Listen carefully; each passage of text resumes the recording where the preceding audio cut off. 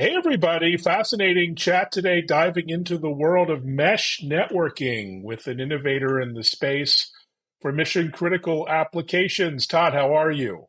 I'm great. How are you today, Gavin? I'm doing well. Thanks so much for joining as a longtime guy in wireless and 5G networking. Really intrigued, interested in the technology you're inventing. At Rajant, maybe introduce yourself, a little bit about your background and your mission and vision at Rajant. Certainly. My name's Todd Rigby. I'm a director of sales at Rajant. Rajant is a wireless mesh networking manufacturer, has been in business since 2002. I met Rajant in 2005. I used to run a technology integration company that sold technology into the mining and heavy construction spaces, Mm, and saw a need for more reliable wireless communications in those industries, and started probably a 9-month investigation trying to find the most reliable wireless solution that I could find. And it was a very frustrating experience, but at the end of the 9 months, I had all but given up that what I was looking for didn't exist, when by chance I accidentally happened upon Rajant. And honestly, within 10 minutes, I knew this was exactly what I had been looking for. And wow. I've been involved in one way or another with them ever since. That was Oh, back great in story. 2005. Fantastic. So many of us who've been in wireless a long time, like yourself, very familiar with Wi-Fi networking, LTE, 5G, and even mesh networking in the home. Many of us have distributed networks, Yep. but you're doing it in a rather novel way. Maybe for folks listening, describe your approach and how it differs from more legacy, approaches. Sure. I think a lot of people are used to LTE, cellular technologies. We all have one of these or two of these. Um, Both LTE and Wi-Fi are pretty much parent-child type network architectures. Um, they have some similarities in that the network infrastructure, in the case of Wi-Fi, that would be your access point. In the case of LTE, that would be your cell tower. They require a connection to a LAN for backhaul. Rajant differs from these technologies in that we're a true peer-to-peer ad hoc mesh network, meaning that any node can talk to any other node. And more than that, all of these nodes in a mesh network do not require a dedicated LAN or backhaul connection. They can backhaul their own traffic over the mesh along with application traffic. So backhaul is really nothing more than an aggregation of multiple applications or multiple clients' traffic. But Rajant can handle that on its own, or there are some circumstances where you're trying to maximize throughput, where you integrate different backhaul technologies with Rajant. And I'm happy to say Rajant plays nice with pretty much everything that's available, whether that's point to point, point to multi-point, uh, carrier LTE, private LTE, satellite, wired. If you've got it, we can use it. Fantastic. So businesses are, really well served by an array of technologies today, often overlapping technologies. But how do you see your unique differentiation or position? Are you going after certain size businesses, or it looks like mission critical use cases? How do you see yourself on this landscape? Well, if I can go back to what you first said, Evan, about businesses have a variety of different technologies. Mm. Um, I think you're absolutely right. And one of the most important things for businesses is to maximize ROI on technology investment. And because of that, most businesses are loath to rip and replace everything they have and put in something new because it's the flavor of the month, right? So we're very cognizant of that. And that's, as I said earlier, where we play nice with other technologies. In most cases, we're not asking you to do a wholesale rip and replace of everything you have. But we can add and strengthen particular problem areas. And then over time, what we find is customers typically rely more and more and more on Rajant because of our reliability. So to part two of your question about, what industries and who's using Rajant kinetic mesh and why, we tend to be the strongest in industrial applications. So what is industrial? Well, it's not home. It's not your office. It tends to be where things are made. From ground zero, starting with mining, all the way Mm. through different transportation, different material processing, full manufacturing, warehousing, as well as the energy industry for energy production, energy distribution, utilities, any place where you have equipment or processes that cost a lot of money to start up and keep running, that you don't want to ever be idle or have to go through shutdown because you lost communications. Or, I guess the extreme of mission critical is anything involving life safety, where people's lives are at risk if Mm. you're not able to notify them of some danger, or you're not able to say, hey, get out of harm's way, you could die.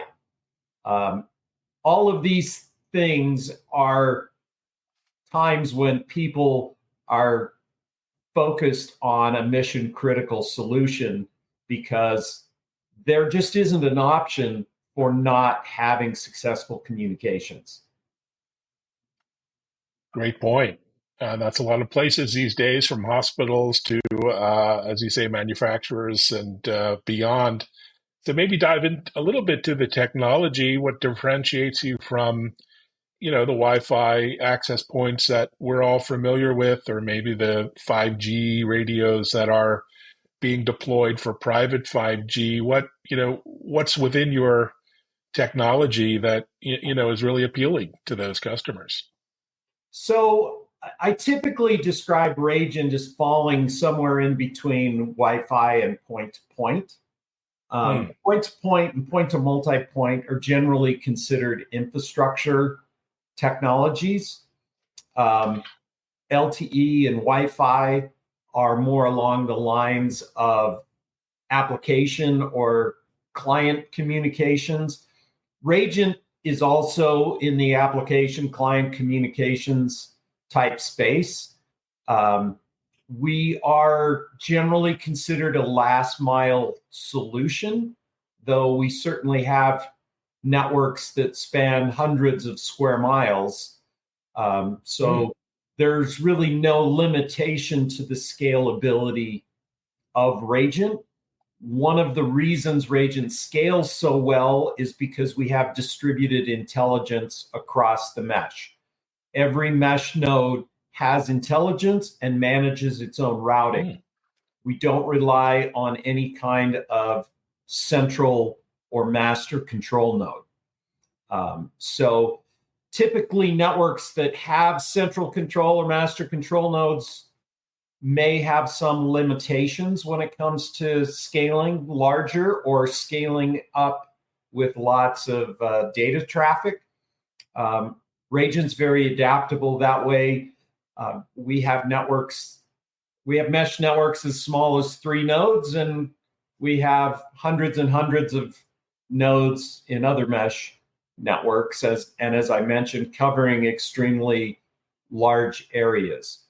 Um, you can choose to add a backhaul connection literally anywhere you want, wherever it's convenient. I've often used the phrase, a monkey can do it. You literally take an Ethernet connection and plug it into one of our nodes. And we call all of our nodes breadcrumbs. So if I drop the term breadcrumb, I'm just talking about a Rajant mesh node. And all of our devices have an Ethernet port or two. All of these other technologies that we've been talking about can also interface by Ethernet. So it's very easy to create interoperability between our solution and an existing network solution that a customer may already have on site. Got Did it. Well, that answer your question adequately? yeah, the beauty of Ethernet. I was going to ask about interoperability and integration with existing network infrastructure. There's a lot of aging, technology out there, stuff that's been around for a long time. How quickly can you introduce your nodes and extend, grow, enhance the network? We can deploy a Rajant network extremely fast. Customers, when we come out and do demonstrations or proof of concepts, are often shocked how quickly we can get a mesh network up and running. Kind of a fun fact, you can take breadcrumbs out of the box, plug them in, flip the switch, and they will connect and start communicating just with the default configuration out of the box. Whereas a lot of competitive systems, engineers are going to spend hours and hours trying to set it up and make it work. Rajant will work out of the box. We are ultimately creating a layer 2 network. You can think of the Ethernet port in a breadcrumb and all the Ethernet ports in all the breadcrumbs as one big virtual switch. So it's very easy to pass data. We don't change data. We don't manipulate data. We are just a conduit, a very reliable conduit, where we basically give you the same kind of Ethernet level reliability, but wirelessly through the use of breadcrumbs. Another thing where we're different, because we're layer 2 versus most of our competitors are all layer 3, Wi-Fi, LTE, point-to-point can be layer 2 or 3. Most point-to-multipoints are layer 3. You end up with much less latency at layer 2 than you do at layer 3. And Rajant is also full duplex. We can utilize different radios in our breadcrumbs for send and receive, and they can work at the same time. So by having multiple radios that can operate at the same time, we can effectively do multiple hop transmissions with extremely low loss of throughput and extremely low latency. Whereas if you've ever worked with any kind of Wi-Fi mesh solution, it's very common for people to say, oh, well, we lose half our bandwidth every time we hop. That is definitely not the case with Rajant. You essentially start a multi-hop transmission and end with virtually the same amount of throughput. Fantastic. Sounds pretty revolutionary. Maybe talk a little bit about scale and range of kinetic mesh. Scaling down both indoors or outdoors, as well as scaling up if you're in a mining operation. need to cover, underground as well as above ground sites across many miles? How does that work? So um, let's maybe first talk about transmit power. Mm, So when you're talking about range, you kind of have to decide, well, what's your use case and what is your transmit power that you have to work with? And by use case, for example, when you're dealing with point to point, you're trying to get signal from point A to point B. If we put directional antennas on a radio on a breadcrumb, we can do the same thing. We can mm, effectively do point to point. That's not what I would consider a real common application, but it mm, works great. And we do have people doing point to point over Rajant effectively. Um, the most common is to put the nodes closer together so that you're not only getting signal from point A to point B, but you have usable signal between point A and B. And one of the most popular applications with Rajant is to enable mobile connectivity that allows you to have continuous connectivity. Now, that may seem obvious. That may seem like, well, everybody can do that. And the fact is, no, everybody cannot do that. For example, in the world of Wi-Fi and Wi-Fi mesh, you have to lose your connection before you make a new connection. There's the whole break before make, where you have to drop the connection before you make the connection. Now, there's some newer Wi-Fi systems, and they go, oh, no, no, no. We have make before break. Even in a make before break network solution, you only have one live connection. And you have to essentially disable that live connection before you take a passive connection and make it active. So there's a moment in time where you don't have a live connection. Rajant is different in that within Rajant's protocol, which we call InstaMesh, and this is proprietary to Rajant, we allow every radio to have many active connections. mm, Imagine, if you will, if you went into the Wi-Fi settings on your smartphone and instead of picking only one access point, imagine if there was an option that said select all. That's effectively what a Rajant network does continuously. It selects all and it makes active connections with every possible similar radio in other breadcrumbs. And it's continuously in seek mode.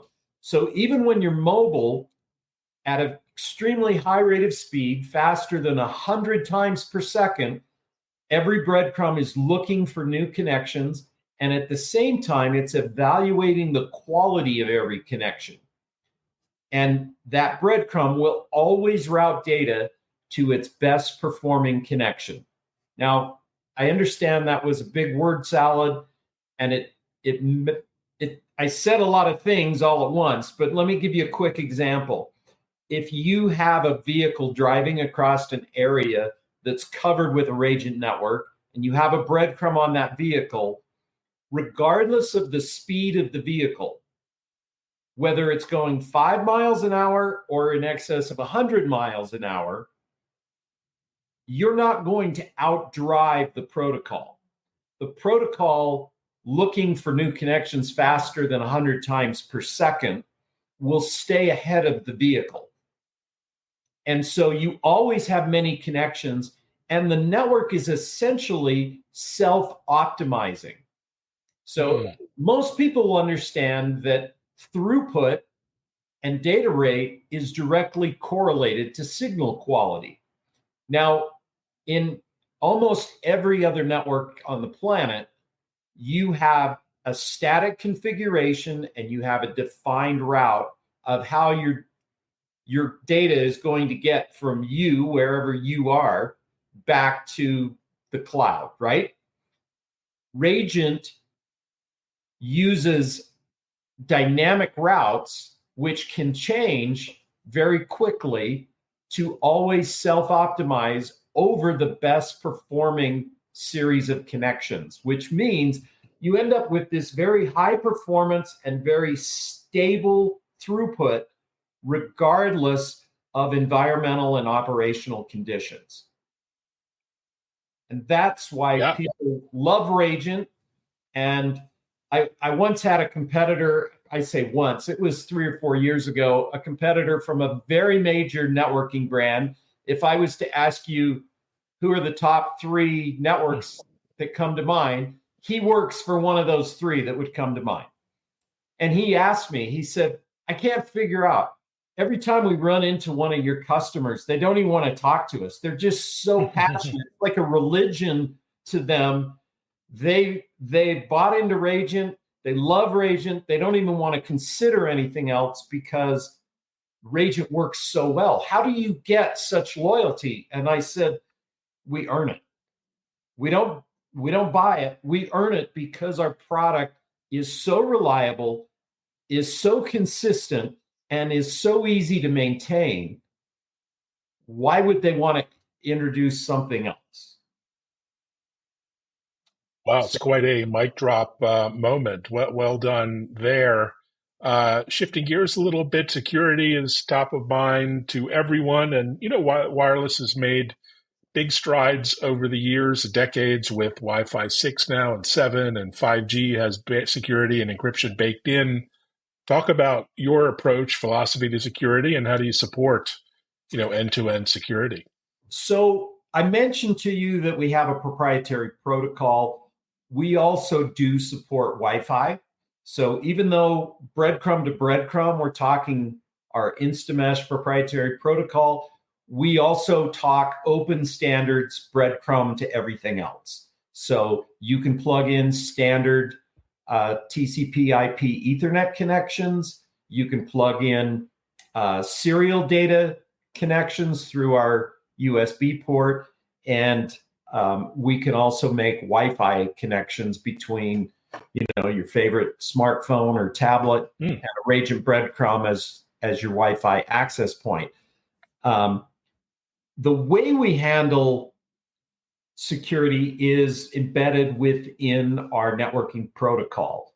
So everything is encrypted, device name, IP address, as well as all the traffic. And in addition to that, we have several other additional security encryption methodologies. Rajant, I joke and say, Rajant's the biggest wireless networking company you've never heard of. And the reason you've never heard of it is because you can't go down to the Fry's or the Best Buy and buy a Rajant device. You have to buy it from an authorized Rajant partner who's been certified to give you that support. But Rajant was also the first wireless networking company in the world to ever get a Suite B encryption certification from the NSA. And until about 12 or 18 months ago, Suite B was the highest encryption that the NSA had.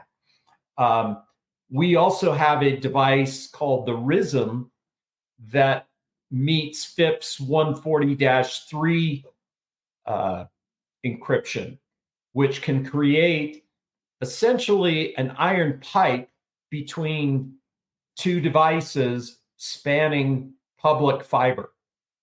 So if you have a business with branch locations that's passing critical data, there's an easier, better way than just standard old VPN or security tokens.